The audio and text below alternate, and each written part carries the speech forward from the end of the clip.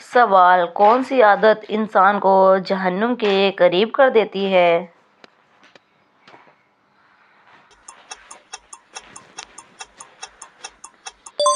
جواب: غیبت۔ سوال: غیبت قرآن میں کس کے برابر بتائی گئی ہے؟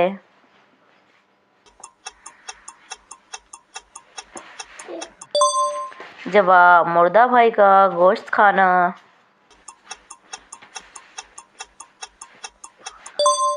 سوال: غیبت کس چیز کو سب سے پہلے ختم کرتی ہے؟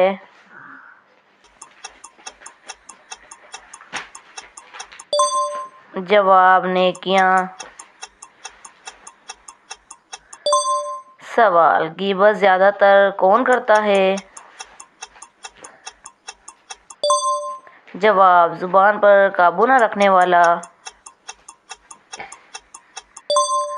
سوال: غیبت سے دل پر کیا اثر ہوتا ہے؟ جواب: سیاہی۔ سوال: غیبت کرنے والا قیامت کے دن کیا پائے گا؟ جواب: ندامت۔ سوال: غیبت سے بچنے کا آسان طریقہ کیا ہے؟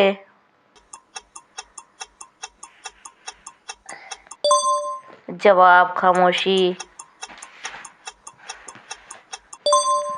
سوال: اللہ کس کو پسند نہیں کرتا؟ جواب: غیبت کرنے والوں کو۔